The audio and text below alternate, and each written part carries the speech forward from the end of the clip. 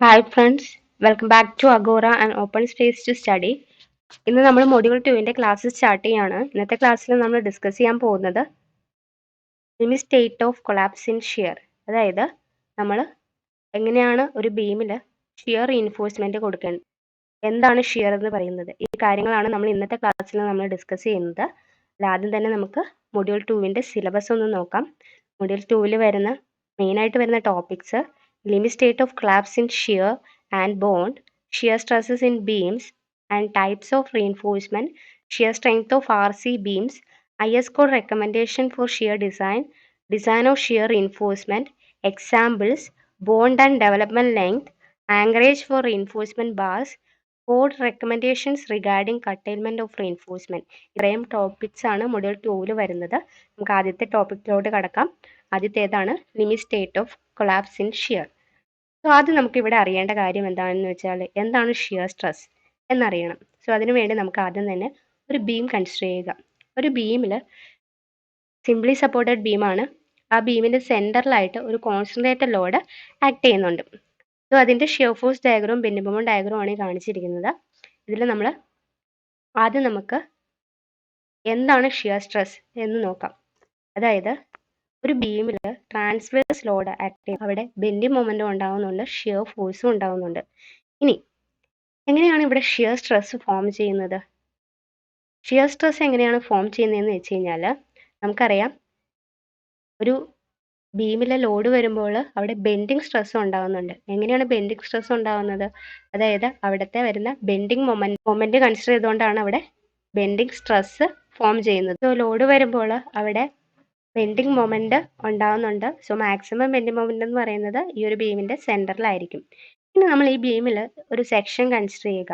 അതായത് ഈ bending moment ഡയഗ്രത്തിൽ ഈ ഒരു എക്സ് എന്ന് പറയുന്ന സെക്ഷന്റെ അവിടെ ബെൻഡിങ് മൊമെന്റിന്റെ വാല്യൂ വ്യത്യാസം ഉണ്ടാവും. അതുപോലെ തന്നെ വേറൊരു സെക്ഷൻ എടുത്താലും അവിടുത്തെ ബെൻഡിങ് മൊമെന്റ് വാല്യൂ വ്യത്യാസം ഉണ്ടാവും. സോ ഓരോ സെക്ഷൻ കൺസിഡർ ചെയ്യുമ്പോൾ അവിടുത്തെ ബെൻഡിങ് മൊമെന്റ് അതുപോലെ തന്നെ ബെൻഡിങ് സ്ട്രെസ്സിന്റെ വാല്യൂ വേരി ചെയ്തുകൊണ്ട് വരും.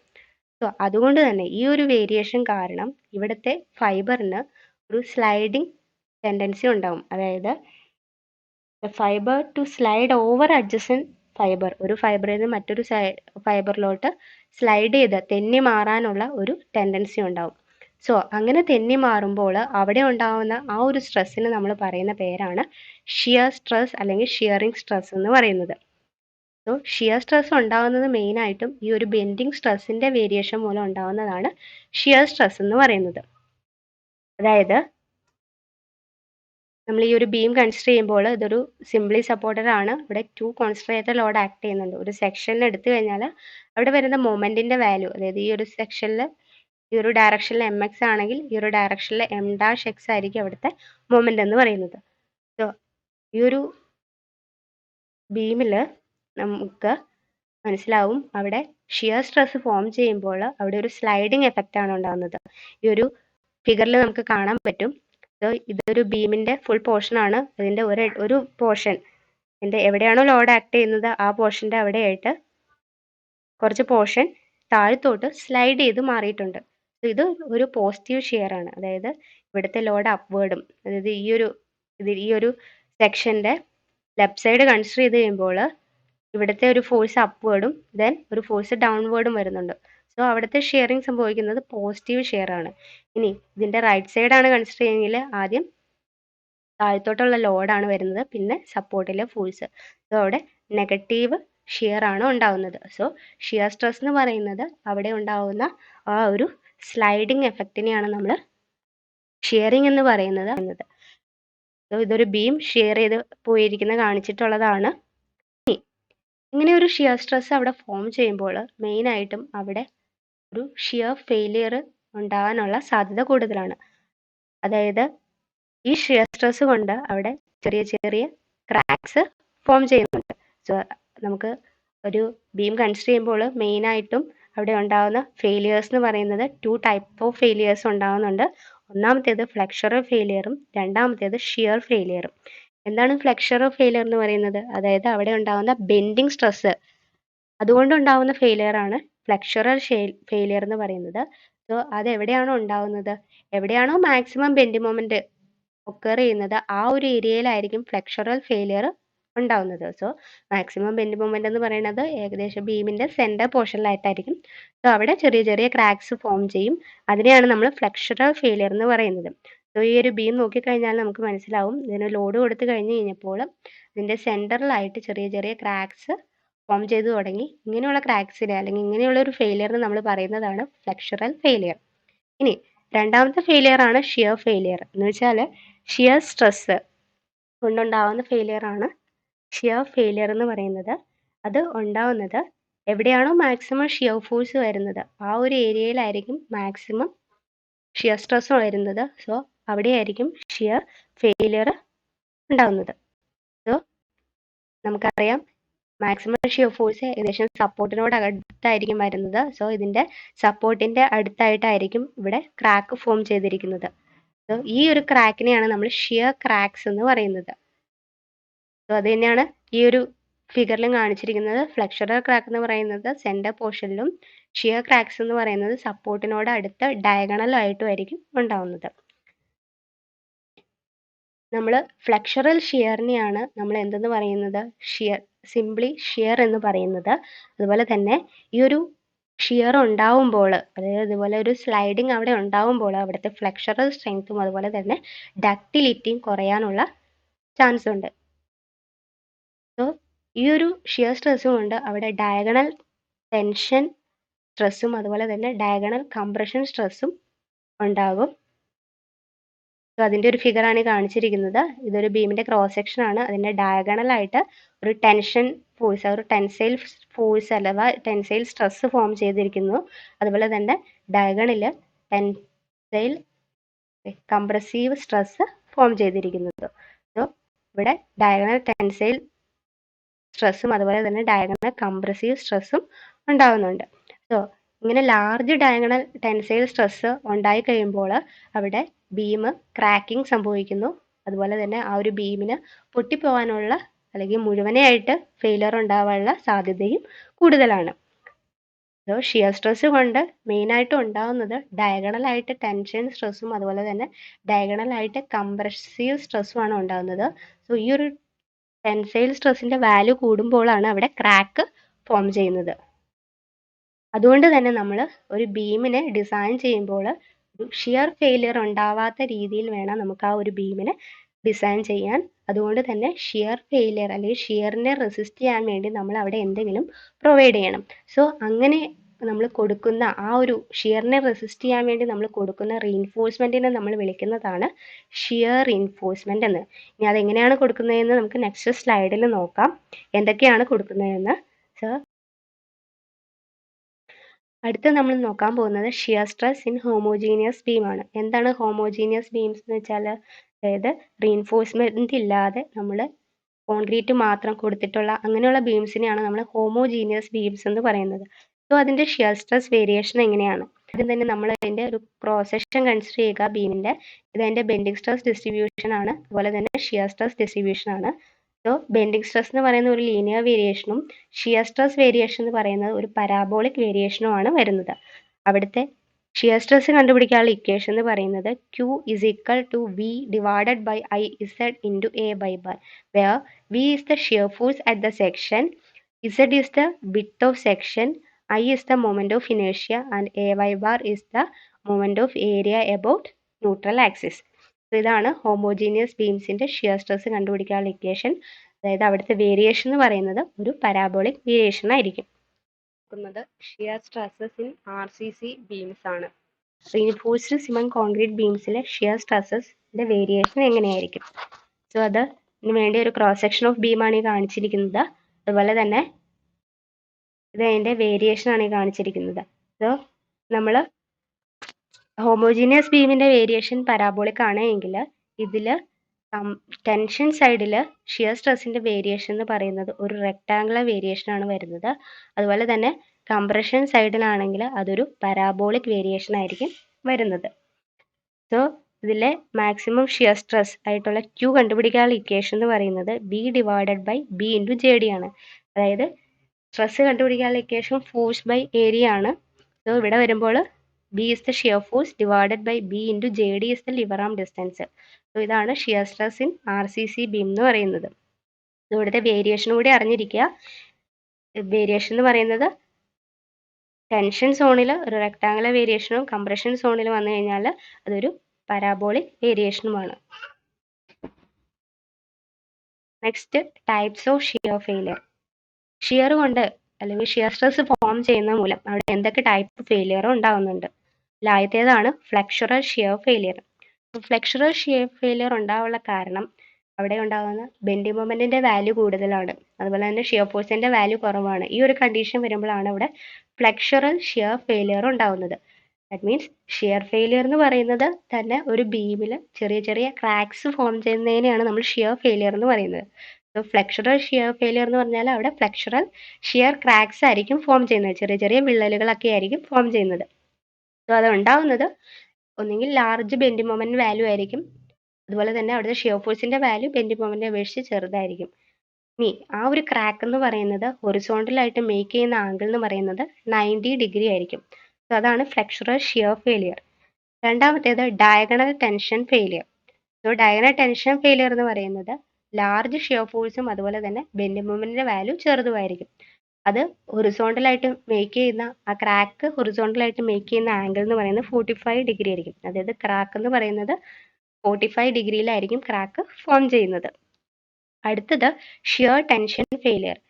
സോ ഈ ഒരു ഫെയിലിയർ ഉണ്ടാകുമ്പോൾ അവിടുത്തെ ബോണ്ട്, ഈ ഒരു ക്രാക്ക് ഫോം ചെയ്യുന്ന മൂലം അവിടുത്തെ ബോണ്ട് നഷ്ടപ്പെടാനുള്ള സാധ്യത കൂടുതലാണ്. അടുത്ത last one shear compression failure. So compression failure ഉണ്ടാകുന്ന മൂലം അവിടെ ഉണ്ടാകുന്ന ഒരു ഡിഫക്റ്റ് എന്ന് പറയുന്നത് അവിടുത്തെ കോൺക്രീറ്റ് ക്രഷ് ചെയ്ത് പോവും, പൊടിഞ്ഞ് പൊടിഞ്ഞ് അല്ലെങ്കിൽ പൊട്ടി പൊട്ടി പോവും. എവിടെയാണോ ലോഡ് വരുന്നത് ആ ലോഡിന്റെ താഴെയുള്ള കോൺക്രീറ്റ് ഒക്കെ അടർന്നു വീഴാൻ തുടങ്ങും. സോ ഇത് ലാർജ് ഷിയർ ഫോഴ്സും കൊണ്ടാണ് ഷിയർ കംപ്രഷൻ ഫെയിലിയർ ഉണ്ടാവുന്നത്. സോ നമ്മൾ different type of shear failure പറഞ്ഞ ഒന്നാണ് ഫ്ലെക്സുറൽ ഫെയിലിയർ. ഈ ഫിഗർ നോക്കിക്കഴിഞ്ഞാൽ നമുക്ക് മനസ്സിലാവും ഇവിടുത്തെ ക്രാക്ക്, ഈ ചെറിയ ചെറിയ ക്രാക്സ് ഫോം ചെയ്തിട്ടുണ്ട്, വിള്ളലുകൾ. അതെന്ന് പറയുന്നത് 90 ഡിഗ്രിയാണ്, അതായത് perpendicular to the beam base, അതൊരു വെർട്ടിക്കൽ ആയിട്ടായിരിക്കും അവിടുത്തെ ക്രാക്ക് ഫോം ചെയ്തിരിക്കുന്നത്. സെക്കൻഡ് ഡയഗണൽ ടെൻഷൻ ഫെയിലിയർ നോക്കിക്കഴിഞ്ഞാൽ അതുണ്ടാവാൻ കാരണം അവിടെ വരുന്ന ടെൻഷൻ സ്ട്രെസ്സസ് മൂലമാണ്. അതായത് ഡയഗണൽ ആയിട്ടുണ്ടാകുന്ന ടെൻഷൻ സ്ട്രെസ്സസ് മൂലമാണ്. ആ വാല്യൂ കൂടുമ്പോഴാണ് ഡയഗണൽ ആയിട്ട് ടെൻഷൻ ഫെയിലിയർ ഫോം ചെയ്യുന്നത്. അതെന്ന് പറയുന്നത് ഹൊറിസോണ്ടലായിട്ട് 45 ഡിഗ്രി, അതായത് ചെരിഞ്ഞായിരിക്കും അവിടെ ക്രാക്ക് ഫോം ചെയ്യുന്നത്.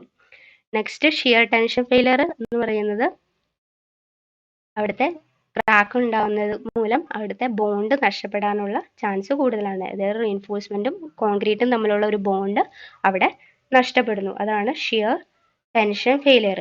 ദെൻ ഷിയർ കംപ്രഷൻ ഫെയിലിയർ എന്ന് പറയുന്നത് എവിടെയാണോ ലോഡ്, ആ ലോഡിന്റെ താഴെയുള്ള കോൺക്രീറ്റ് ഒക്കെ പൊടിഞ്ഞ് പൊടിഞ്ഞ് ക്രഷ് ചെയ്ത് ചാടിപ്പോകും. അതാണ് ഷിയർ കംപ്രഷൻ ഫെയിലിയർ. സോ ഇത്രയാണ് ടൈപ്പ് ഓഫ് ഷിയർ ഫെയിലിയർ എന്ന് പറയുന്നത്. അതായത് ഒരു ബീമിൽ ഷിയർ സ്ട്രെസ് അല്ലെങ്കിൽ അവിടെ ഉണ്ടാകുന്ന ഡയഗണൽ ടെൻഷൻ സ്ട്രെസ്സസ് കൂടുമ്പോൾ അവിടെ ഉണ്ടാകുന്ന ഫെയിലിയേഴ്സ് ആണ് ഈ പറയുന്ന 4. നെക്സ്റ്റ് വൺ എന്ന് പറയുന്നത് ടൈപ്പ് ഓഫ് ഷിയർ റീൻഫോഴ്സ്മെന്റ് ആണ്. സോ നമുക്ക് ഒരു ബീം ഡിസൈൻ ചെയ്യുമ്പോൾ അവിടെ ഈ ഒരു ഷിയർ ഫെയിലിയേഴ്സ് ഒന്നും ഉണ്ടാവാൻ പാടില്ല. ആ ഒരു കണ്ടീഷൻ എടുത്തുകൊണ്ടാണ് നമുക്ക് അവിടുത്തെ ബീം ഡിസൈൻ ചെയ്യേണ്ടത്.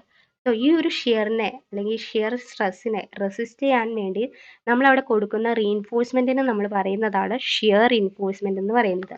സോ മെയിനായിട്ടും നമ്മൾ 3 രീതിയിൽ ഷിയർ റീൻഫോഴ്സ്മെന്റ് കൊടുക്കുന്നുണ്ട്. First one vertical stirrups, second bend up bars with the stirrups and third one incline stirrups. ഈ 3 രീതിയിൽ നമ്മൾ ഷിയർ റീൻഫോഴ്സ്മെന്റ് ഒരു ബീമിൽ പ്രൊവൈഡ് ചെയ്യുന്നുണ്ട്. സോ ആദ്യത്തേതാണ് വെർട്ടിക്കൽ സ്റ്റിറപ്സ്. ഈ ഒരു ഇമേജ് നോക്കിക്കഴിഞ്ഞാൽ ഇതൊരു ബീമിന്റെ ലോഞ്ചിറ്റ്യൂഡിനൽ സെക്ഷനാണ് ഈ കാണിച്ചിരിക്കുന്നത്. ഇതിൽ വെർട്ടിക്കൽ സ്റ്റിറപ്സ് എന്ന് പറയുന്നത്, അതായത് ഈ താഴെ കൊടുത്തിരിക്കുന്നത് മെയിൻ ബാറാണ്, താഴെ കൊടുത്തിരിക്കുന്ന മെയിൻ ബാറ്. ദെൻ ഈ കൊടുത്തിരിക്കുന്ന ഈ ഒരു വെർട്ടിക്കലായിട്ട് കൊടുത്തിരിക്കുന്ന ഇതിനെയാണ് നമ്മൾ ഷിയർ റീൻഫോഴ്സ്മെന്റ് എന്ന് പറയുന്നത്. സോ ഇതിനെ നമ്മൾ പറയുന്നതാണ് വെർട്ടിക്കൽ സ്റ്റിറപ്സ് എന്നാണ് ഈ ഒരു ഇതിനെ നമ്മൾ പറയുന്നത്. Next one is bend up bars with the stirrups എന്ന് വെച്ചാൽ ഇവിടെ നമ്മൾ വെർട്ടിക്കൽ സ്റ്റിറപ്സും കൊടുത്തിട്ടുണ്ട്, ഏകദേശം അതിൻ്റെ എൻഡ് റീജിയനിലായിട്ട് നമ്മൾ അവിടെ റീൻഫോഴ്സ്മെന്റ് ബാർ ബെൻഡ് ചെയ്തും കൊടുത്തിട്ടുണ്ട്. സോ ഈ ഒരു ഫിഗറിൽ നമുക്ക് കാണാൻ പറ്റും. ഈ ചെരിഞ്ഞു കൊടുത്തിട്ടുള്ള ഇതിനെയാണ് നമ്മൾ ബെൻഡ് അപ്പ് ബാർസ് എന്ന് പറയുന്നത്. സോ ആ രീതിയിൽ നമുക്ക് ഷിയർ റീഇൻഫോഴ്സ്മെന്റ് പ്രൊവൈഡ് ചെയ്യാം. അടുത്തത് ഇൻക്ലൈൻ സ്റ്റിറപ്സ് ആണ്. അതായത് നമ്മൾ സ്റ്റിറപ്സ് പ്രൊവൈഡ് ചെയ്യുന്നത് ഒരു 45 ഡിഗ്രി ഇൻക്ലിനേഷനിലാണ്. ഇതിനെയാണ് നമ്മൾ ഇൻക്ലൈൻ സ്റ്റിറപ്സ് എന്ന് പറയുന്നത്. ഇനി രണ്ട് സ്റ്റിറപ്സുകൾ തമ്മിലുള്ള അകലത്തെയാണ് നമ്മൾ സ്പേസിംഗ് ഓഫ് റീഇൻഫോഴ്സ്മെന്റ് എന്ന് പറയുന്നത്. സോ മെയിൻ ആയിട്ട് നമ്മൾ 3 രീതിയിൽ ഷിയർ റീഇൻഫോഴ്സ്മെന്റ് കൊടുക്കുന്നുണ്ട്. Vertical stirrups, bend up bars with stirrups, incline stirrups. നമുക്കത് പ്രാക്ടിക്കലി എങ്ങനെയാണ് കൊടുത്തിരിക്കുന്നതെന്ന് നോക്കാം. അതായത് ഇതൊരു കൺസ്ട്രക്ഷൻ സൈറ്റിന്റെ ഫിഗർ ആണ്. അവിടെ ഒരു ബീമാണ് കാണിച്ചിരിക്കുന്നത്. ഇതിൽ ഈ താഴെ കൊടുത്ത് ഈ നീളത്തിൽ പോകുന്നതാണ് മെയിൻ റീഇൻഫോഴ്സ്മെന്റ് എന്ന് പറയുന്നത്. ഈ കൊടുത്തിരിക്കുന്നതാണ് സ്റ്റിറപ്സ് എന്ന് പറയുന്നത്. ഇതൊരു 2 ലെഗ്ഡ് സ്റ്റിറപ്സ് ആണ്. അതുപോലെ തന്നെ ഇതൊരു വെർട്ടിക്കൽ സ്റ്റിറപ്സ് ആണ് ഈ കാണിച്ചിരിക്കുന്നത്. ഓരോന്നും സോ ഈ സ്റ്റിറപ്സിലെ ഈ ഓരോ സ്റ്റിറപ്സും ഈ രണ്ട് സ്റ്റിറപ്സ് തമ്മിലുള്ള ഈ ഒരു സ്പേസിങ്ങിനെയാണ് നമ്മൾ സ്പേസിംഗ് ഓഫ് ഷിയർ റീഇൻഫോഴ്സ്മെന്റ് എന്ന് പറയുന്നത്. അതിനെ ഡിനോട്ട് ചെയ്യുന്നത് SV എന്നാണ്. സ്റ്റിറപ്സ് പ്രൊവൈഡ് ചെയ്യുമ്പോൾ ശ്രദ്ധിക്കേണ്ട ഒരു കാര്യം എന്ന് പറയുന്നത്, നമ്മൾ ഹുക്സ് ഇത് പ്രൊവൈഡ് ചെയ്യുമ്പോൾ ഈ ഒരു സൈഡിലാണെങ്കിൽ അടുത്തത് നമ്മൾ പ്രൊവൈഡ് ചെയ്യുമ്പോൾ അതിൻ്റെ നേരെ ഓപ്പോസിറ്റ് സൈഡിൽ വേണം നമ്മൾ ഹുക്ക് പ്രൊവൈഡ് ചെയ്യാൻ. സോ അങ്ങനെയാണെങ്കിൽ അതിൻ്റെ ആ ഒരു സ്റ്റിറപ്സ് നമ്മൾ പ്രൊവൈഡ് ചെയ്യുന്നതിൻ്റെ കറക്റ്റ് മെത്തേഡ് എന്ന് പറയുന്നത്.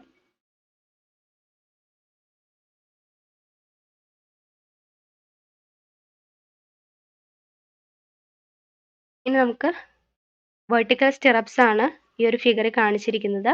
ഇത് മെയിൻ റീഇൻഫോഴ്സ്മെന്റ്, അതുപോലെ തന്നെ ഇത് ഹാങ്ങർ ബാർസ് ആണ് കൊടുത്തിരിക്കുന്നത്.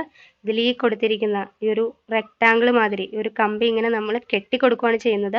അതായത് സൈറ്റിൽ വെച്ച് തന്നെ നമ്മൾ കമ്പി മുറിച്ച് അത് എത്രയാണോ അതിൻ്റെ ആ ഒരു ഡെപ്ത് വരുന്നത് അത്രയും നീളത്തിൽ രണ്ട് കമ്പികൾ ഇങ്ങനെ ജോയിൻ ചെയ്ത് ഇങ്ങനെ വച്ചിരിക്കുന്നതാണ് ഈ കാണിച്ചിരിക്കുന്നത്. ഇനി നമ്മൾ ഇതിൻ്റെ നമ്മുടെ മെയിൻ റീഇൻഫോഴ്സ്മെന്റ് ഇടയിലേക്ക് ഒരു എത്രയാണോ അവിടുത്തെ രണ്ട് സ്റ്റിറപ്സുകൾ തമ്മിലുള്ള അകലം അത്രയും അകലത്തിൽ നമ്മൾ ഓരോന്ന് എടുത്ത് പ്രൊവൈഡ് ചെയ്യുകയാണ് ചെയ്യുന്നത്.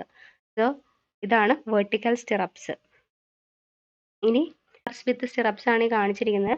ഇതിൽ ഈ കാണിച്ചിരിക്കുന്ന വെർട്ടിക്കൽ സ്റ്റിറപ്സ് ആണ്. അതുപോലെ തന്നെ അതിൻ്റെ ഈ ഒരു പോർഷനിൽ കാണാം ഇവിടെ ഒരു റീഇൻഫോഴ്സ്മെന്റ് ഇങ്ങനെ ബെൻഡ് ചെയ്ത് കൊടുത്തിട്ടുണ്ട്, ചെരിച്ചിട്ട് ഇങ്ങനെ കൊടുത്തിട്ടുണ്ട്. ഇതിനെയാണ് നമ്മൾ ബെൻഡ് അപ്പ് ബാർസ് എന്ന് പറയുന്നത്. അടുത്തതാണ് ഇൻക്ലൈൻ സ്റ്റിറപ്സ് ഇൻക്ലൈൻഡ് ആയിട്ട് പ്രൊവൈഡ് ചെയ്തിട്ടുണ്ട്. അതിനെയാണ് നമ്മൾ ഇൻക്ലൈൻ സ്റ്റിറപ്സ് എന്ന് പറയുന്നത്. അപ്പം നമ്മൾ കോമൺലി നമ്മൾ കൊടുക്കുന്നത് വെർട്ടിക്കൽ സ്റ്റിറപ്സ് ആണ്. അതുപോലെ തന്നെ bend up bars with stirrups ആണ്. ഇൻക്ലൈൻ സ്റ്റിറപ്സ് നമ്മൾ കോമൺലി കൊടുക്കാറില്ല. ഇനി വെർട്ടിക്കൽ സ്റ്റിറപ്സ് തന്നെ പല രീതിയിൽ നമുക്ക് പ്രൊവൈഡ് ചെയ്യാൻ പറ്റും. അതായത് അതിന് നമുക്ക് പല ക്ലാസിഫിക്കേഷൻ ഉണ്ട്. സിംഗിൾ ലെഗ്ഡ് സ്റ്റിറപ്സ് ഉണ്ട്, 2 ലെഗ്ഡ് സ്റ്റിറപ്സ് ഉണ്ട്, 4 ലെഗ്ഡ് സ്റ്റിറപ്സ് ഉണ്ട്, അതുപോലെ തന്നെ 6 ലെഗ്ഡ് സ്റ്റിറപ്സ് ഉണ്ട്. ഇനി എന്താണ് സിംഗിൾ ലെഗ്ഡ് എന്ന് പറഞ്ഞാൽ, അതായത് അത് ഈ ഒരു രീതിക്കായിരിക്കും കൊടുത്തിട്ടുള്ളത്, ഒരൊറ്റ ലെഗ് മാത്രമേ ഉള്ളൂ. അതിനെയാണ് നമ്മൾ സിംഗിൾ ലെഗ്ഡ് സ്റ്റിറപ്സ് എന്ന് പറയുന്നത്.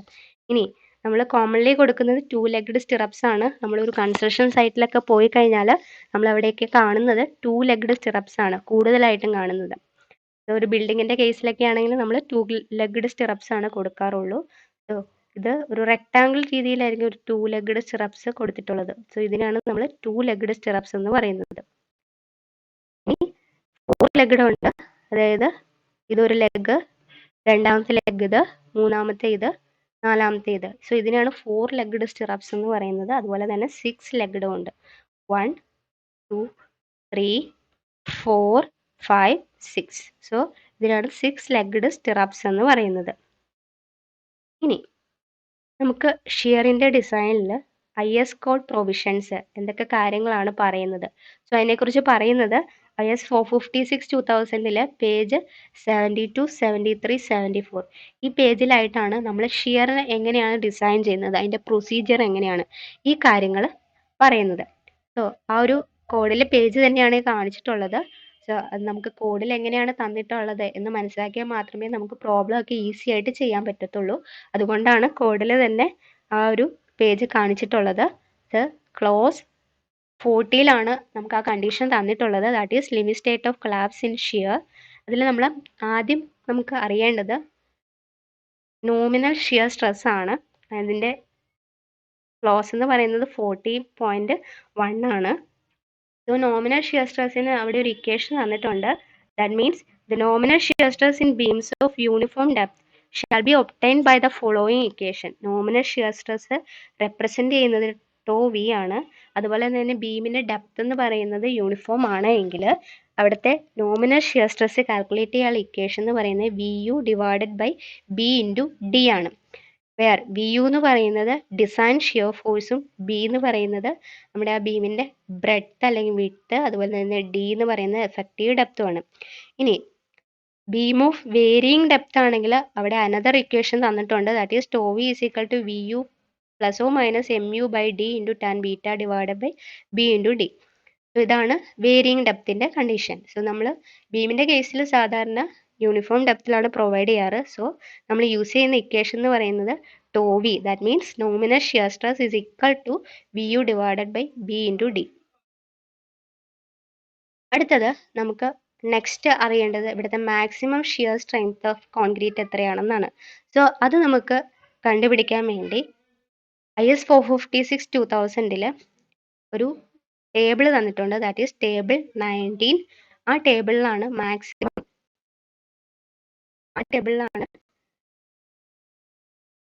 Design shear strength of concrete that is ടോസിയുടെ വാല്യൂ തന്നിട്ടുള്ളത്. റെപ്രസെന്റ് ചെയ്യുന്നത് നോട്ട് ചെയ്ത് വെക്കുക. ദാറ്റ് ഈസ് ടോസി എന്നാണ് റെപ്രസെന്റ് ചെയ്യുന്നത്. നമുക്ക് ഈ ടേബിളിൽ നിന്ന് കിട്ടുന്നത് ടോസിയുടെ വാല്യൂ ആണ്. അതിന്റെ യൂണിറ്റ് എന്ന് പറയുന്നത് Newton/mm² ആണ്. ഇതെങ്ങനെയാണ് കണ്ടുപിടിക്കുന്നതെന്ന് അല്ലെങ്കിൽ ഇതിൽ നിന്ന് എങ്ങനെയാണ് ആ വാല്യൂ എടുക്കുന്നത് എന്ന് നമുക്ക് പ്രോബ്ലം ചെയ്യുമ്പോൾ നോക്കാം. അടുത്തതായിട്ടാണ് maximum shear stress, that is maximum ആ ഒരു സെക്ഷനിൽ ഉണ്ടാകുന്ന ഷിയർ സ്ട്രെസ് തന്നിട്ടുള്ള ടേബിളാണ് ടോസി മാക്സ് എന്നും പറഞ്ഞുകൊണ്ട് ഈ ഒരു ടേബിളിൽ നമുക്ക് തന്നിട്ടുണ്ട്.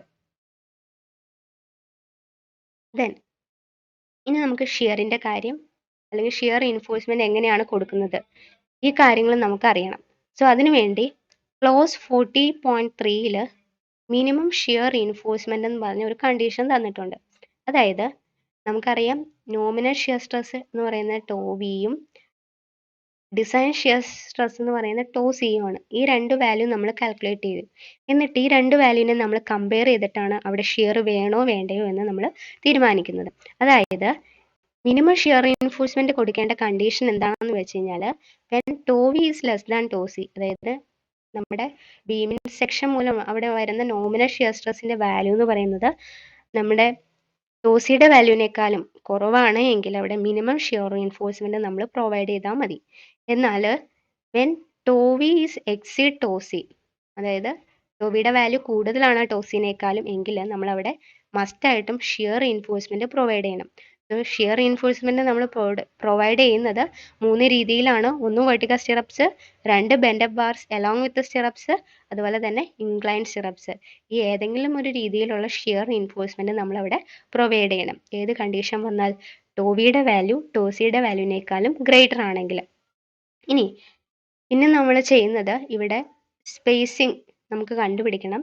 സോ സ്പേസിംഗ് കണ്ടുപിടിക്കണമെങ്കിൽ നമുക്ക് അവിടെ തന്നിട്ടുള്ള ഇക്വേഷൻ എന്താണെന്ന് വെച്ച് കഴിഞ്ഞാൽ സോ ഈ ഒരു കോഡിൽ തന്നെ പറഞ്ഞിട്ടുണ്ട്, shear reinforcement shall be provided to carry a shear is equal to v u minus tau c b d. That is shear reinforcement കൊടുക്കുമ്പോൾ അവിടെ ഉണ്ടാവുന്ന ഷിയറിന്റെ വാല്യൂ കണ്ടുപിടിക്കണമെങ്കിൽ യൂസ് ചെയ്യുന്ന equation v u minus tau c b d ആണ്. So ആ ഒരു സ്ട്രെങ്ത്തിനെ ഡിനോട്ട് ചെയ്യുന്നതാണ് വി യു എസ് എന്ന് പറയുന്നത്. സോ ആദ്യം തന്നെ നമ്മൾ ഇവിടുത്തെ വി യു എസിന്റെ വാല്യൂ കാൽക്കുലേറ്റ് ചെയ്യും. ഇനി വെർട്ടിക്കൽ സ്റ്റിറപ്സ് ആണ് എങ്കിൽ വി യു എസിന് ഒരു ഇക്വേഷൻ കൂടി തന്നിട്ടുണ്ട്. That is equal to 0.87 FY/ASB into d divided by s b. ഇതിൻ്റെ അകത്ത് എസ് ബി എന്ന് പറയുന്നതാണ് സ്പേസിംഗ് ഓഫ് സ്റ്റിറപ്സ് അല്ലെങ്കിൽ സ്പേസിംഗ് ഓഫ് റീഇൻഫോഴ്സ്മെന്റ് എന്ന് പറയുന്നത്. ദാറ്റ് ഈസ് ഇതിൽ 0.87 FY എന്ന് പറയുന്നത് yield strength of steel, ASB എന്ന് പറയുന്നത് ഏരിയ ഓഫ് സ്റ്റിറപ്സ് ആണ്, ഡി എന്ന് പറയുന്നത് ഡെപ്ത് ഓഫ് സെക്ഷൻ. ഇനി ഈ ഒരു ഇക്വേഷൻ യൂസ് ചെയ്താൽ നമുക്ക് അവിടുന്ന് എസ് ബിയുടെ അഥവാ സ്പേസിംഗിന്റെ വാല്യൂ കിട്ടും. ഇനി ഇൻക്ലൈൻഡ് സ്റ്റിറപ്സ് ആണെങ്കിൽ അനദർ ഇക്വേഷൻ ഉണ്ട്. That is 0.87 FY/ASB into d divided by s b. For single bar or single group of parallel bars ആണ് എങ്കിൽ നമ്മൾ വി യു എസ് കണ്ടുപിടിക്കാൻ വേണ്ടി അനദർ ഇക്വേഷൻ തന്നിട്ടുണ്ട്. That is 0.87 FY/ASB into sine alpha. ഇതാണ് കോഡിൽ എങ്ങനെയാണ് ഷിയർ ഡിസൈൻ ചെയ്യുന്ന ആ ഒരു പ്രൊസീജിയർ തന്നിട്ടുള്ളത്. പേജ് 70 to 73 എന്നീ 2 പേജുകളിലായിട്ടാണ് നമുക്ക് ഇതിന്റെ ഒരു പ്രൊസീജിയർ എന്ത് ക്രൈറ്റീരിയ യൂസ് ചെയ്തുകൊണ്ടാണ് നമ്മളിവിടെ ഡിസൈൻ ചെയ്യുന്നത് എന്ന് നോക്കുന്നത്. ടോപ്പിക്കാണ് മിനിമം ഷിയർ എൻഫോഴ്സ്മെൻറ്റ്. അത് IS 456/2000 പേജ് 48 തന്നിട്ടുണ്ട്.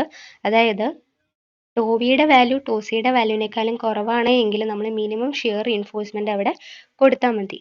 സോ ഇനി അതെങ്ങനെയാണെന്ന് വെച്ച് കഴിഞ്ഞാൽ IS 456/2000 പേജ് 48 നമുക്ക് തന്നിട്ടുണ്ട്. അത് കണ്ടുപിടിക്കാനുള്ള ഇക്വേഷൻ എന്ന് പറയുന്നത് that is minimum shear reinforcement is equal to ASB divided by BSB should be greater than or equal to 0.4 divided by 0.87 FY. ഈ ഇക്വേഷൻ യൂസ് ചെയ്തുകൊണ്ട് നമുക്ക് അവിടുത്തെ മിനിമം ഷിയർ റീഇൻഫോഴ്സ്മെന്റ് കാൽക്കുലേറ്റ് ചെയ്യാൻ പറ്റും. Next, reason for providing minimum shear reinforcement. Minimum shear reinforcement കൊടുക്കേണ്ട condition എന്താണ്? ടോവിയുടെ value ടോസിയുടെ വാല്യൂവിനേക്കാളും കുറവാണെങ്കിൽ നമ്മൾ അവിടെ മിനിമം ഷിയർ റീഇൻഫോഴ്സ്മെന്റ് കൊടുക്കണം. അല്ലെങ്കിൽ ഏതൊരു ബീമാണെങ്കിലും നമ്മൾ അവിടെ സ്റ്റിറപ്സ്, എല്ലാ ബീമിലും നമ്മൾ സ്റ്റിറപ്സ് കൊടുക്കും. അതൊരു മിനിമം നമ്പർ എങ്കിലും കൊടുക്കാറുണ്ട്. എന്തുകൊണ്ടാണ് ഈ minimum number of shear reinforcement അല്ലെങ്കിൽ സ്റ്റിറപ്സ് നമ്മൾ അവിടെ പ്രൊവൈഡ് ചെയ്യുന്നത്? അതിന്റെ മെയിൻ റീസൺസ് അല്ലെങ്കിൽ അതിന്റെ അഡ്വാൻറ്റേജ് എന്തൊക്കെയാണെന്ന് വെച്ച് കഴിഞ്ഞാൽ, മിനിമം ഷിയർ റീഇൻഫോഴ്സ്മെന്റ് കൊടുത്തതുകൊണ്ട് എന്തൊക്കെ അഡ്വാൻറ്റേജ് ആണ് ഒരു ബീമിന് ഉള്ളത്? The first one is it prevents sudden shear failure with the formation of diagonal tension cracks. അതായത് ഡയഗണൽ ആയിട്ട് ഉണ്ടാവുന്ന ടെൻഷൻ ക്രാക്ക് കൊണ്ട് ഫോം ചെയ്യുന്ന സഡൻ ഷിയർ ഫെയിലിയർ നമുക്ക് ഇവിടെ പ്രിവെന്റ് ചെയ്യാൻ പറ്റും. And it holds the main reinforcement in place while pouring the concrete. Thus, minimum requirement of cover and clear distance between longitudinal bars are maintained. അതായത് നമ്മൾ main റീഇൻഫോഴ്സ്മെന്റിനെ hold ചെയ്ത് നിർത്താനും ഈ ഒരു സ്റ്റിറപ്സ് അല്ലെങ്കിൽ ഷിയർ റീഇൻഫോഴ്സ്മെന്റ് സഹായിക്കും. അതായത് നമ്മൾ കോൺക്രീറ്റ് ഒക്കെ ഇട്ട് കൊടുക്കുമ്പോൾ അത് തെന്നി മാറി പോവാതെയും നമ്മൾ കൊടുത്തിരിക്കുന്ന കവറും ആ ഒരു ക്ലിയർ ഡിസ്റ്റൻസ് ഒക്കെ മെയിൻറ്റെയിൻ ചെയ്യാനും ഒക്കെ ഈ ഒരു സ്റ്റിറപ്സ് ഷിയർ റീഇൻഫോഴ്സ്മെന്റ് സഹായിക്കുന്നുണ്ട്. അടുത്തത്, it act as necessary ties for the compression steel and make it effective. ഇനി നമ്മൾ കംപ്രഷൻ സ്റ്റീൽ കൊടുത്തിരിക്കുക, അതായത് കംപ്രഷൻ സൈഡിൽ കൊടുത്തിരിക്കുന്ന റീഇൻഫോഴ്സ്മെന്റിനെ ടൈ ചെയ്ത് നിർത്താനും സ്റ്റിറപ്സ് സഹായിക്കും. And it prevents pressing down of the longitudinal reinforcement. Longitudinal റീഇൻഫോഴ്സ്മെന്റിന്റെ പൊസിഷൻ മാറാതെ അത് അതായത് താഴത്തോട്ട് താന്നു പോവാതെയൊക്കെ ഇരിക്കാനും ഈ ഒരു ഷിയർ റീഇൻഫോഴ്സ്മെന്റ് സഹായിക്കുന്നുണ്ട്. It confines the concrete, thereby increasing its strength and rotation capacity. കോൺക്രീറ്റിനെ നല്ല ബോണ്ടോട് കൂടി അവിടെ ഒരു നിർത്താൻ ഇത് ഹെൽപ്പ് ചെയ്യുന്നുണ്ട്. അതുകൊണ്ട് തന്നെ അവിടുത്തെ സ്ട്രെങ്ത്തും റൊട്ടേഷൻ കപ്പാസിറ്റിയും ഇൻക്രീസ് ആവുന്നു. It prevent failure that can be caused by tension due to shrinkage and thermal stresses and internal cracking in the beam. അതായത് ടെൻഷൻ കൊണ്ടോ ഷ്രിങ്കേജിന്റെയോ തെർമൽ സ്ട്രെസ്സിന്റെയോ വേരിയേഷൻ കൊണ്ടോ ഒക്കെ ഉണ്ടാവുന്ന ഫെയിലിയറിനെ പ്രിവെന്റ് ചെയ്യാൻ വേണ്ടി ഈ ഷിയർ റീഇൻഫോഴ്സ്മെന്റ് സഹായിക്കുന്നു. സോ ഇതൊക്കെ കൊണ്ടാണ് നമ്മൾ ഒരു ബീമിന് മിനിമം ഷിയർ റീഇൻഫോഴ്സ്മെന്റ് നമ്മൾ പ്രൊവൈഡ് ചെയ്യുന്നത്. ഇനി മാക്സിമം സ്പേസിംഗ് ഓഫ് റീഇൻഫോഴ്സ്മെന്റ്. നമ്മൾ പറഞ്ഞു, രണ്ട് സ്റ്റിറപ്സുകൾ തമ്മിലുള്ള ആ ഒരു അകലത്തെയാണ് നമ്മൾ സ്പേസിംഗ് ഓഫ് ഷിയർ റീഇൻഫോഴ്സ്മെന്റ് എന്ന് പറയുന്നത്. അത് എത്രയാണ് മാക്സിമം വരാവുന്നത്? അതിന്റെ കണ്ടീഷൻ IS 456/2000 പേജ് 47 48 ആയിട്ട് തന്നിട്ടുണ്ട്. അതെന്താണെന്ന് വെച്ച് കഴിഞ്ഞാൽ, close 26.5.1.5 the maximum spacing of shear reinforcement എന്ന് പറയുന്നത് ഒന്നുകിൽ 0.75 D അല്ലെങ്കിൽ ദ മാക്സിമം 300 mm. ഇതിൽ ഏതാണോ ചെറുത് ആ വാല്യൂ ആണ് നമ്മൾ പ്രൊവൈഡ് ചെയ്യുന്നത്. സോ രണ്ട് രീതിയിൽ നമ്മൾ കാൽക്കുലേറ്റ് ചെയ്യും. ദാറ്റ് ഈസ് മാക്സിമം സ്പേസിംഗ് എന്ന് പറയുന്നത് ഒന്നുകിൽ 0.75 into D. D എന്ന് പറയുന്നത് എഫക്റ്റീവ് ഡെപ്ത് ഓഫ് സെക്ഷൻ ആണ്. അതല്ല എങ്കിൽ ആ ഒരു സ്പേസിംഗ് എന്ന് പറയുന്നത് 300 mm കൂടാൻ പാടില്ല. സോ ഇതിൻ്റെ അകത്ത് ഏതാണോ ചെറിയ വാല്യൂ ആ വാല്യൂ ആയിരിക്കും നമ്മൾ സ്പേസിംഗ് ഓഫ് ഷിയർ റീഇൻഫോഴ്സ്മെന്റ് ആയിട്ട് പ്രൊവൈഡ് ചെയ്യുന്നത്. ഷിയർ ഡിസൈൻ ചെയ്യുന്നതിൻ്റെ പ്രൊസീജിയർ എങ്ങനെയാണ്? ഇത് നമുക്ക് കോഡ് യൂസ് ചെയ്തുകൊണ്ട് വേണം ഡിസൈൻ ചെയ്യാൻ. കോഡ് തന്നിരിക്കുന്നതാണ് എല്ലാ ഇക്വേഷനും. സോ അത് ഡിസൈൻ ചെയ്യേണ്ട ആ ഒരു സ്റ്റെപ്പാണ് ഇവിടെ പറയുന്നത്. ആദ്യത്തേത്, find the nominal shear stress tau v that's equal to VU by BD. നമ്മൾ നോമിനൽ ഷിയർ സ്ട്രെസ് കാൽക്കുലേറ്റ് ചെയ്യുക. അതിനെ റെപ്രസെന്റ് ചെയ്യുന്നത് ടോവി എന്നാണ്. That is equal to VU divided by BD. Where VU എന്ന് പറയുന്ന ഡിസൈൻ ഷിയർ ഫോഴ്സും B എന്ന് പറയുന്നത് width of section, D is the effective depth of section. Next നമ്മൾ കാൽക്കുലേറ്റ് ചെയ്യുക, find the design shear strength ടോസി.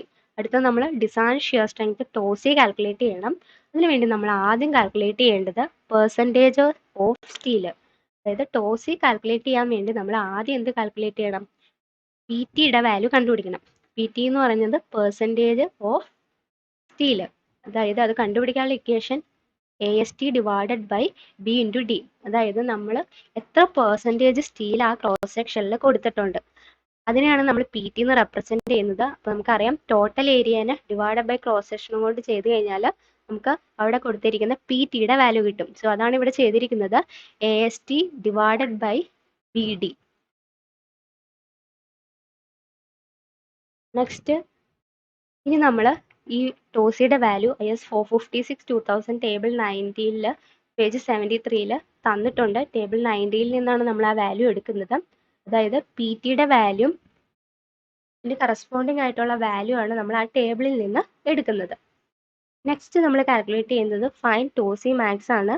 So അതും IS 456/2000 page 74 നമുക്ക് തന്നിട്ടുണ്ട്. സോ അതിൽ നിന്ന് നമ്മൾ ടോസി മാക്സിന്റെ വാല്യൂ എടുക്കും. എന്നിട്ട് ഈ 3 വാല്യൂ നമ്മൾ കമ്പയർ ചെയ്യും. That is compare tau v, tau c, tau c max. എന്നിട്ട് നമ്മൾ കമ്പയർ ചെയ്യുമ്പോൾ ലെസ് ദാൻ ടോസി ആണെങ്കിൽ അവിടെ മിനിമം ഷിയർ റീൻഫോഴ്സ്മെന്റ് പ്രൊവൈഡ് ചെയ്യണം. ഗ്രേറ്റർ ദാൻ ടോസി ആണെങ്കിൽ നമ്മൾ ഷിയർ റീൻഫോഴ്സ്മെന്റ് ഒന്നുകിൽ വെർട്ടിക്കൽ സ്റ്റിറപ്സ് ആയിട്ടോ അല്ലെങ്കിൽ ബെൻഡ് ബാർസ് സ്റ്റിറപ്സ് ആയിട്ടോ അല്ലെങ്കിൽ ഇൻക്ലൈൻ ബാർസ് ആയിട്ടോ നമ്മളവിടെ കൊടുക്കണം. ഇനി കൊടുത്തില്ല എങ്കിൽ അവിടെ ഷിയർ ഫെയിലിയർ ഉണ്ടാകും. ഇനി അടുത്ത് നമ്മൾ find the spacing of shear reinforcement. So spacing കണ്ടുപിടിക്കാനുള്ള ഇക്വേഷൻ നമുക്ക് കോഡ് തന്നിട്ടുണ്ട്. That is SV = 0.87 FY ASP × D divide by VUS. ഇത് FY എന്ന് പറയുന്ന yield strength of steel, ASP എന്ന് പറയുന്ന area of stirrups, D is the effective depth of section and VUS is the അവിടെ വരുന്ന ultimate shear strength ആണ്. So VUSന്റെ equation എന്ന് പറയുന്നത് VU മൈനസ് ടോസി BD ആണ്. സോ ഇതിനകത്ത് VU എന്ന് പറയുന്ന ഡിസൈൻ ഷിയർ ഫോഴ്സ്, ടോസി നമ്മൾ കാൽക്കുലേറ്റ് ചെയ്യും. സോ B × D എന്ന് പറയുന്നത് അവിടുത്തെ ക്രോസ് സെക്ഷൻ ഏരിയ. ഇതിനകത്ത് VUS കിട്ടും. ദെൻ എല്ലാ വാല്യൂസും നമുക്കറിയാം. അത് ഈ ഇക്വേഷൻ കൊണ്ടുപോയി സബ്സ്റ്റിറ്റ്യൂട്ട് ചെയ്യുമ്പോൾ നമുക്ക് കിട്ടുന്നത് SP ആണ്. ഇനി VUS മിനിമം എന്ന് പറയുന്നത് 0.4 BD എങ്കിലും നമ്മൾ അവിടെ VUS മിനിമം എടുക്കണം. ഇനി maximum spacing of shear reinforcement എന്ന് പറയുന്ന കോഡ് തന്നിട്ടുണ്ട്. നമ്മളത് കാൽക്കുലേറ്റ് ചെയ്യുന്നത് ഒന്നുകിൽ 0.75 DO അല്ലെങ്കിൽ 300 mm. ഇതിൽ ഏതാണോ ചെറിയ വാല്യൂ അതായിരിക്കും നമ്മൾ അവിടെ സ്പേസിംഗ് ആയിട്ട് കൊടുക്കേണ്ടത്. ഈ കാര്യങ്ങളെല്ലാം നമുക്ക് IS 456/2000 പേജ് 73 47 48 ആയിട്ട് തന്നിട്ടുണ്ട്. സോ ഷിയറിന്റെ ഡിസൈൻ ചെയ്യുമ്പോൾ നമ്മൾ കോഡ് യൂസ് ചെയ്തുകൊണ്ട് വേണം ചെയ്യാൻ. സോ അങ്ങനെ കോഡ് യൂസ് ചെയ്താൽ അതൊരു സിമ്പിൾ ഡിസൈൻ പ്രൊസീജിയർ ആണ് കോഡ് തന്നിട്ടുള്ളത്. അതുകൊണ്ട് പ്രോബ്ലം ചെയ്യാനും ഈസി മെത്തേഡാണ്. ഇനി ഇന്നത്തെ ക്ലാസ്സിൽ നമ്മൾ ഓവറോൾ പഠിച്ച കാര്യം എന്താണ്, എന്തിനു വേണ്ടിയാണ് നമ്മൾ ഷിയർ റീൻഫോഴ്സ്മെന്റ് കൊടുക്കേണ്ടത്. സോ ഷിയർ റീൻഫോഴ്സ്മെന്റ് എന്ന് പറയുന്നത് നമ്മൾ അവിടെ വരുന്ന അതായത് ഷിയർ സ്ട്രെങ്ത് കിട്ടണം. അതായത് ഷിയർ സ്ട്രെങ്ത് എന്ന് പറയുന്നത് അവിടെ ഒരു ഷിയർ സ്ട്രെസ് ഉണ്ടാവുമ്പോൾ അവിടെ ചെറിയ ചെറിയ ഡയഗണൽ ക്രാക്സ് ഒക്കെ ഫോം ചെയ്യാനുള്ള സാധ്യതയുണ്ട്. സോ ആ ഒരു ക്രാക്ക് ഒന്നും ഫോം ചെയ്യാതെ നമ്മുടെ ബീം സേഫ് ആയിട്ട് നിൽക്കണമെങ്കിൽ അവിടെ ഷിയറിനെ റെസിസ്റ്റ് ചെയ്യാൻ വേണ്ടി അവിടെ നമ്മൾ ഷിയർ റീൻഫോഴ്സ്മെന്റ് കൊടുക്കണം. സോ അങ്ങനെ കൊടുത്തില്ല എങ്കിൽ നമ്മുടെ ബീമിൽ ഡയഗണൽ ആയിട്ട് ക്രാക്സ് ഒക്കെ ഫോം ചെയ്യും. അത് ഫോം ചെയ്യുന്നത് ഏകദേശം സപ്പോർട്ടിനോട് അടുത്തായിട്ടുള്ള പോർഷൻസിലായിരിക്കും. കാരണം എവിടെയാണോ മാക്സിമം ഷിയർ ഫോഴ്സ് വരുന്നത് ആ ഒരു ഏരിയയിലായിരിക്കും ഷിയർ ക്രാക്സ് ഫോം ചെയ്യുന്നത്. സോ ഈ ഒരു ഫിഗർ അങ്ങനെയുള്ള ഒരു ഷിയർ ക്രാക്കിന്റെ ഫിഗറാണ് ഈ കാണിച്ചിട്ടുള്ളത്. നമ്മൾ ഒരു ബീമിൽ വരുന്ന റീൻഫോഴ്സ്മെന്റ് ഏതൊക്കെയാണെന്ന് പഠിച്ചു കഴിഞ്ഞു. അതായത് ബീം മെയിൻ ആയിട്ടും ഫെയിലിയർ സംഭവിക്കുന്നത് ഒന്നുകിൽ ഫ്ലെക്ചർ ഫെയിലിയർ ഉണ്ടാവും, അതല്ലെങ്കിൽ ഷിയർ ഫെയിലിയർ ഉണ്ടാവും. ഇനി ഈ രണ്ട് ഫെയിലിയർ ഉണ്ടാകാത്ത സേഫ് ആയിട്ട് ഒരു ബീമിനെ നമുക്ക് ഡിസൈൻ ചെയ്യേണ്ടതായിട്ടുണ്ട്. അതിനുവേണ്ടി നമ്മൾ ടെൻഷനെ റെസിസ്റ്റ് ചെയ്യാൻ അല്ലെങ്കിൽ അവിടുത്തെ വരുന്ന ഫ്ലെക്ചറിനെ റെസിസ്റ്റ് ചെയ്യാൻ വേണ്ടി നമ്മൾ മെയിൻ റീൻഫോഴ്സ്മെന്റ് പ്രൊവൈഡ് ചെയ്യും. ഇനി ഷിയറിനെ റെസിസ്റ്റ് ചെയ്യാൻ വേണ്ടി നമ്മൾ ഷിയർ റീൻഫോഴ്സ്മെന്റ് പ്രൊവൈഡ് ചെയ്യും. സോ മെയിൻ റീൻഫോഴ്സ്മെന്റ് എന്ന് പറയുന്നത് സിംഗിളി റീൻഫോഴ്സ്ഡ് ബീമിന്റെ കേസിൽ നമ്മൾ ടെൻഷൻ സോണിലായിരിക്കും മെയിൻ റീൻഫോഴ്സ്മെന്റ് കൊടുക്കുന്നത്. അതുപോലെ തന്നെ കംപ്രഷൻ സോണിൽ നമ്മൾ ഹാങ്ങർ ബാർസ് ആയിരിക്കും പ്രൊവൈഡ് ചെയ്യുന്നത്. സോ ഈ ഒരു ഇമേജ് എടുത്തു കഴിഞ്ഞാൽ ഇതൊരു ബീമിന്റെ റീൻഫോഴ്സ്മെന്റ് കാണിച്ചിരിക്കുന്ന ഇമേജ് ആണ് ഇത്. ഇതിൽ നമ്മൾ നോക്കിക്കഴിഞ്ഞാൽ മെയിൻ റീൻഫോഴ്സ്മെന്റ് ആണ് താഴെ കൊടുത്തിരിക്കുന്നത്.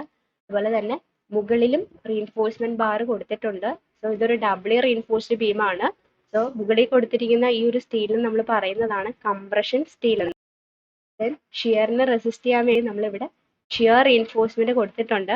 അതായത് ഇവിടെ നമ്മുടെ വെർട്ടിക്കൽ സ്റ്റിറപ്സിന്റെ രൂപത്തിലാണ് നമ്മൾ ഈ ഷിയർ റീഇൻഫോഴ്സ്മെന്റ് പ്രൊവൈഡ് ചെയ്തിട്ടുണ്ട്. അതായത് ഈ കാണുന്ന റെക്ടാങ്കുലർ രീതിയിൽ കൊടുത്തിരിക്കുന്ന ഇതിനെയാണ് നമ്മൾ ഷിയർ റീഇൻഫോഴ്സ്മെന്റ് അഥവാ വെർട്ടിക്കൽ സ്റ്റിറപ്സ് എന്ന് പറയുന്നത്. സോ ഇത്രയും റീഇൻഫോഴ്സ്മെന്റ് ആണ് നമ്മൾ ബീമിൽ കൊടുക്കുന്നത്. അതുപോലെ തന്നെ ഷിയർ റീഇൻഫോഴ്സ്മെന്റ് എന്ന് പറയുന്നത് നമ്മൾ വെർട്ടിക്കൽ സ്റ്റിറപ്സ് ആയിട്ടും പ്രൊവൈഡ് ചെയ്യാറുണ്ട്. അതുപോലെ തന്നെ bend bars with the stirrups ആയിട്ടും പ്രൊവൈഡ് ചെയ്യാറുണ്ട്. ഇതാണ് ഒരു ബീമിൽ വരുന്ന റീഇൻഫോഴ്സ്മെന്റ് ഡീറ്റെയിൽസ് എന്ന് പറയുന്നത്. ഇനി നമ്മൾ ഈ ഒരു ഷിയർ റീഇൻഫോഴ്സ്മെന്റിന്റെ ഡിസൈൻ പ്രോബ്ലം ആണ് ചെയ്യാനുള്ളത്. അത് നമുക്ക് അടുത്ത ക്ലാസ്സിൽ ഡിസ്കസ് ചെയ്യാം. So thank you for watching this video. എല്ലാവരും ഈ ചാനൽ സബ്സ്ക്രൈബ് ചെയ്യുക, അതുപോലെ തന്നെ ലൈക്ക് ചെയ്യുക. പുതിയ വീഡിയോസിന്റെ നോട്ടിഫിക്കേഷൻ കിട്ടുന്നതിന് വേണ്ടി ബെൽ ഐക്കൺ കൂടി പ്രസ് ചെയ്യുക.